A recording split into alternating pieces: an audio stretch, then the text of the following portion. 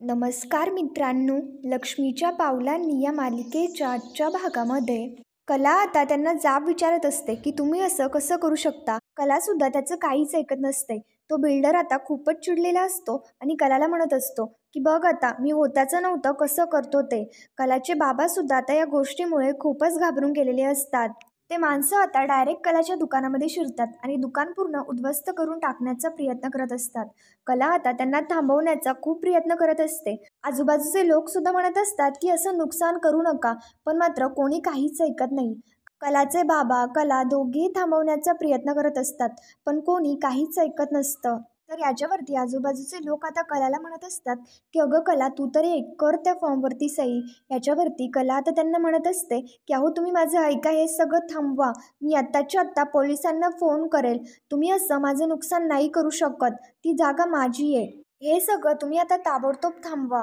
कलाचे बाबासुद्धा त्यांना म्हणत असतात की अहो साहेब, तुम्ही थांबवा, आहे आमचं कष्टाने उभं केलेलं दुकान आहे, तुम्ही समजून घ्या.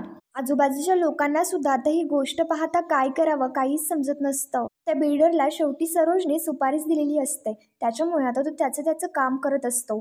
आजूबाजूचे लोक आता कलाला समजावून सांगण्याचा प्रयत्न करत असतात की अगं कला, तू तरी हट्टीपणा सोडून दे, तू तरी त्या फॉर्मवरती सही कर. पण मात्र कला काय कोणाचं काहीच ऐकत नसते. ते माणसं आता कलाचं सगळं दुकान उद्ध्वस्त तर करून देतातच, पण मात्र तिच्या दुकानावरती आता रॉकेल टाकू लागतात. हे सगळं पाहता कला, तिचे बाबा सगळेच घाबरून गेलेले असतात. त्यातला एक माणूस आता मागचा पुढचा कुठलाही विचार न करता आजूबाजूला पाहतो आणि लगेच गाडी पेटवून देतो. त्याच्यामुळे आता कलाचं अख्खं दुकान पेटलेलं असतं. कला आता खूपच ओरडत असते आणि असं दुकानाची उद्ध्वस्त तर झाली आहे ते पाहता कला खूपच घाबरून जाते. कला आता मागचा पुढचा कुठलाही विचार न करता तिचं दुकान वाचवण्यासाठी इकडे दुकानाच्या आतमध्ये शिरते आणि त्या आगीशी खेळत कला आता सगळी आग थांबवण्याचा प्रयत्न करू लागते. पण मात्र ती आग एवढी असते की कला विझवत असताना देखील ती काय विझवायला तयार नसते. आता कला शेवटी एकटी काय करणार. पण मात्र कला आता दुकानाच्या आतमध्येच अडकते. कलाला आता दुकान उभं करतानाचा प्रकार आठवू लागतो की तिने कशा पद्धतीने ते सगळं दुकान उभं केलं होतं. कला आता खूपच मोठ्या मोठ्याने रडत असते. कला दुकानामध्ये पूर्णपणे अडकून पडलेली असते. त्यानंतर आता इकडे दुसरीकडे पाडव्याची तयारी होते. रजनी आता आबांकडे येते आणि आबांना म्हणत असते की पाडव्याची सगळी तयारी झाली, नैवेद्यसुद्धा तयार आहे. मी अद्वैतला बोलवून आणू का वर्ण. मग आता हे रजनीचं बोलणं ऐकल्यानंतर सरोज लगेच मोठ्याने ओरडत म्हणते, काय गरज आहे हे सगळं करायची. हे सगळं जिच्यासाठी चाललंय ती आहे का घरात. तुम्हाला मी मागासपासून सांगते की ती एकदा दुकानामध्ये गेली ना की तिचं कुठेच लक्ष नसतं. तर मग आबा लगेच आता चिडत म्हणतात की सरोज, तिला उशीर झालाय खरी, पण मात्र त्यामागे नक्कीच काहीतरी कारण असेल. आता पाडवा आहे हे तिला माहिती आहे, त्याच्यामुळे ती उशीर नाही करणार. संगीतासुद्धा आता तिथेच असते आणि ती आबांना म्हणत असते की आबा, मी परत एकदा तिला फोन करून बघते. पण मात्र आबा म्हणतात की फोन नको करू, काहीतरी कारण असेल म्हणून थांबली असेल, आपण तिची वाट बघूयात, येईल ती. नैनासुद्धा आता तिथेच असते आणि नैना लगेच म्हणते, पण आबा आपण अशी किती वेळ वाट बघायची. तिच्यामुळे मला आणि राहुलला सुद्धा पाडवा साजरा करता येत नाहीये. कारण काय, तर ती या घरची मोठी सून आहे, पहिला मान तिचा आहे म्हणून. आबा, आम्हा सगळ्यांना ती वेटीला धरतीये, आम्ही तिला नाही धरत आहे. आबा आता म्हणू लागतात की नैना, मला याच्यावरती चर्चा नकोय.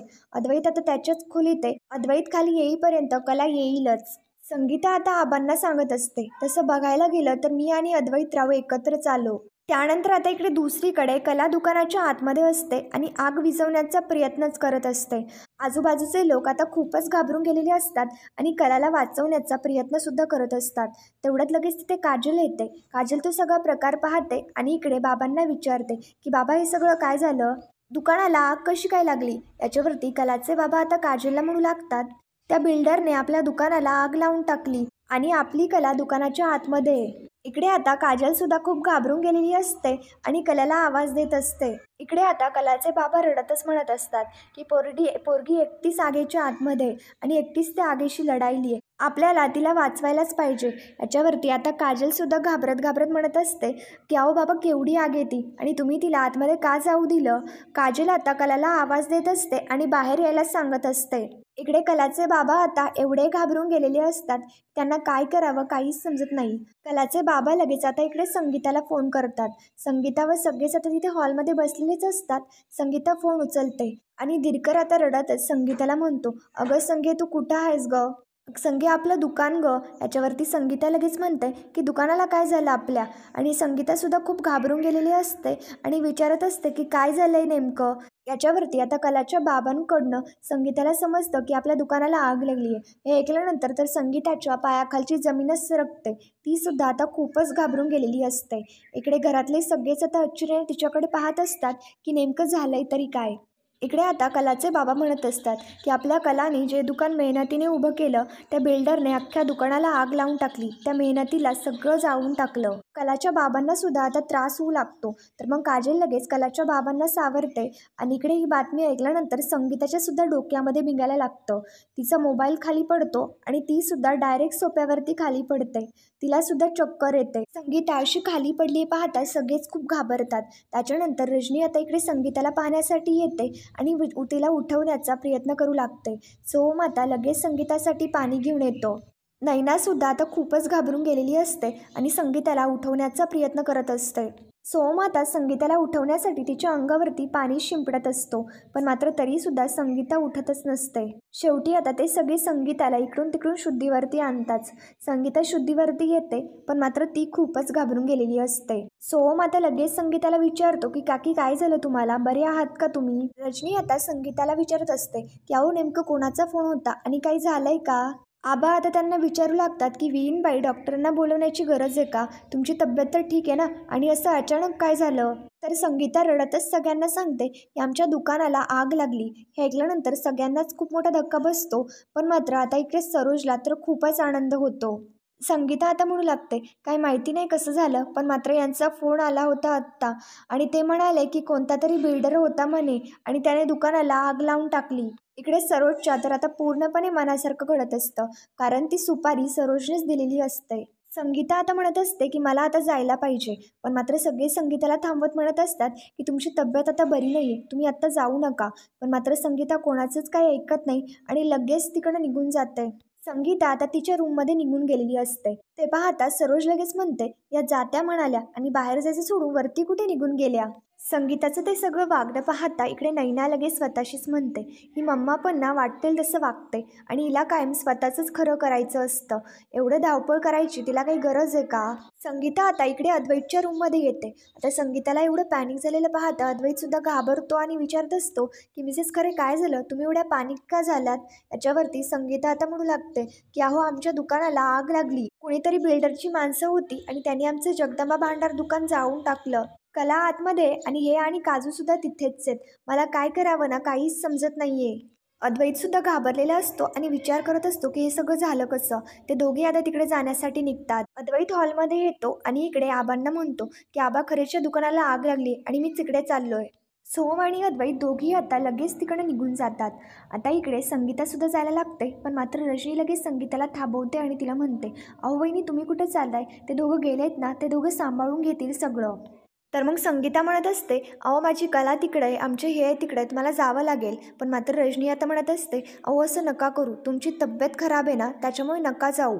आबा म्हणतात की जायचं आहे ना तुम्हाला तर जा आणि तिकडे काय घडतंय ना ते फोन करून कळवा आम्हाला. संगीतासुद्धा तिकडून निघून जाते. इकडे कला आता आग विझवण्याचा खूप प्रयत्न करत असते आणि खूप रडत असते. पण मात्र काहीही करून आता ती आग विझवतच नसते कारण ती खूपच आग लागलेली असते. कलाला तर आता काय करावं काही नको करावं काहीच समजत नसतं. कला आता तिथे असलेला तो भिंतीवरती टांगलेला अंबाबाईचा फोटो काढते. तो फोटो आपल्या हातामध्ये घेते. त्याच्यानंतर कला आता तशीच रडत रडत खाली बसते. सगळे आता दुकानावरती पाणी टाकत टाकत आग विझवण्याचा प्रयत्न करत असतात. सगळे आता पाणी घेऊन येतात आणि दुकानावरती पाणी टाकणार. तेवढ्यातच लगेच तो बिल्डर परत तिथे येतो आणि त्या लोकांना धमकावत म्हणतो की तुमच्यापैकी कोणी जरी त्यांना मदत केली ना तर पैसे मिळणार नाहीत आणि त्यांच्याबरोबर तुमचं दुकान पण असंच जाळून टाकेल.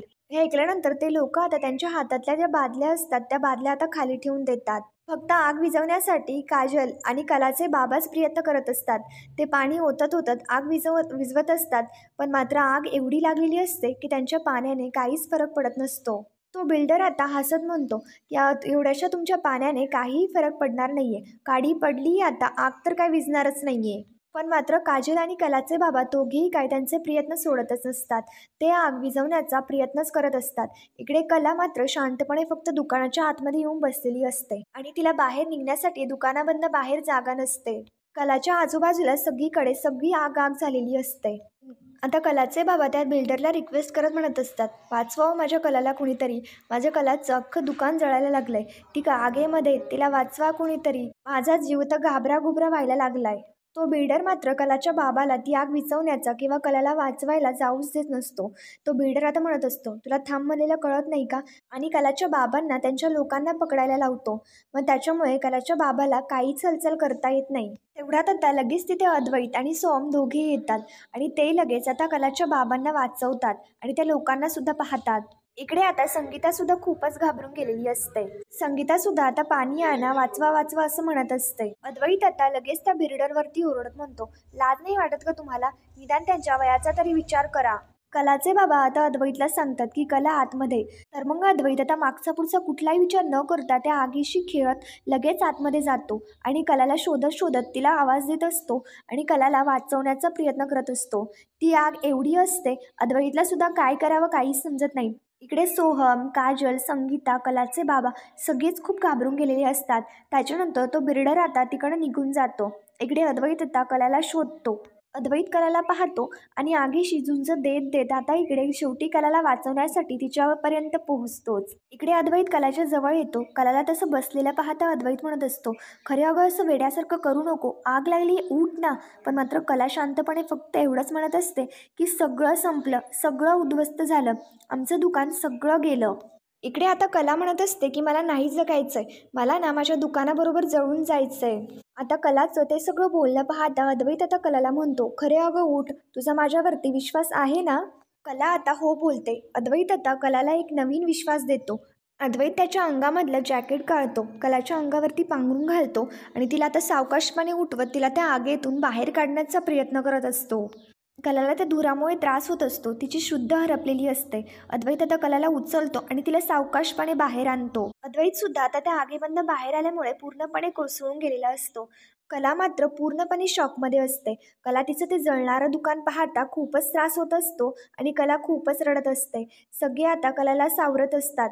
संगीता आता कलाला म्हणत असते की अगं कले काय झालं ग, तू टेन्शन अजिबात नको घेऊ, काहीही नाही होणार. इकडे अद्वैत आता लगेच कलाच्या जवळ येतो आणि कलाला सावरत सावरत म्हणतो की खरे तू ठीक आहेस ना? खरे तू अजिबात रडू नको, आपण ना आगीतून बाहेर आलोय. इकडे कला आता उठते आणि तिचं जळणारं ते दुकान पाहता कलाला काय करावं काहीच समजत नसतं. कला आता अद्वैतला रडत रडत सांगत असते की चांदेकर बघ, माझं दुकान जळून गेलं. आणि कला रडतच स्वतःला सावरण्यासाठी आता अद्वैतला मिठी मारते आणि अद्वैतला आपल्या उराशी घेत खूप रडत असते. अद्वैतसुद्धा कलाला सावरण्यासाठी तिला आपल्या मिठीमध्ये घेतो आणि कलाला शांत करण्याचा प्रयत्न करत असतो. इकडे काजलसुद्धा खूप कोसळून गेलेली असते. सोहम काजलला सावरतो आणि मग त्याच्यानंतर इकडे कलाचे बाबा संगीता आता अद्वैतला म्हणते, जावे बापू बघा आमचं दुकान जळतंय, या दुकानाच्या साक्षीने आमचं लगीन झालं, आमच्या पोरींची शिक्षण लग्न सगळं या दुकानाच्या साक्षीने झालं. सोहम आता काजलकडे येतो आणि तिला सावरत म्हणत असतो, काजल स्वतःला सावर, तू जर रडली ना तर काका काकूंना सगळ्यांनाच खूप त्रास होईल, त्याच्यामुळे तू प्लीज स्वतःला सावर. आणि मग त्याच्यानंतर संगीता म्हणत असते, हे दुकान नव्हतं आमच्यासाठी, हा आमच्यासाठी अंबाबाईचा आशीर्वाद आहे. आणि बघा आज तो आशीर्वाद कसा जळून खाक होतोय, त्या आशीर्वादाचं काय होतंय. आजूबाजूचे लोकसुद्धा आता त्यांची ती फक्त गंमतच पाहत असतात, कारण त्यांनासुद्धा धमकीमुळे काहीही करता येत नसतं आणि सगळेच खूप दुःखी असतात आणि सगळेच रडत असतात. अद्वैत रडतच सगळ्यांना शांत करण्याचा प्रयत्न करत म्हणत असतो की मिसेस खरे तुम्ही शांत व्हा, आत्ता या क्षणी आपण काय करू शकतो, आपण ना नक्कीच काहीतरी करू, तुम्ही अजिबात काळजी करू नका. मी असताना तुम्ही अजिबात काळजी करू नका, हे ज्यांनी कोणी केलं आहे ना त्यांना आपण शोधून काढूच. तर मित्रांनो, पुढील भागामध्ये आपण पाहणार आहोत कलाचा तो अंबाबाईचा फोटो आता इकडे दुकानामध्ये राहिलेला असतो. हे सगळं अद्वैतला समजतं आणि अद्वैत मागचा पुढचा कुठलाही विचार न करता लगेच दुकानामध्ये जातो आणि आगीशी खेळत खेळत तो फोटो आणतो. पण मात्र त्या धुरामुळे आता अद्वैतला त्रास होऊ लागतो आणि त्याच्यामुळे त्याची खूपच बिकट अवस्था होते. अद्वैतला दम्याचा त्रास होऊ लागतो आणि त्याला हॉस्पिटलमध्ये नेण्यासाठी गाडीच्या टायरमध्ये हवासुद्धा राहिलेली नसते. तर एक रिक्षा तेवढ्यात एक रिक्षा येते, ते रिक्षा घेतात आणि कला अद्वैत दोघी आता हॉस्पिटलमध्ये निघून जातात. कला अद्वैतची ती झालेली अवस्था पाहता खूपच घाबरून गेलेली असते आणि त्याला सावरण्याचा प्रयत्न करत असते. तर मित्रांनो, पुढील भागांच्या डेली अपडेट्ससाठी आमच्या शिव मराठी या चॅनलला लगेच सबस्क्राईब करा. थँक्यू.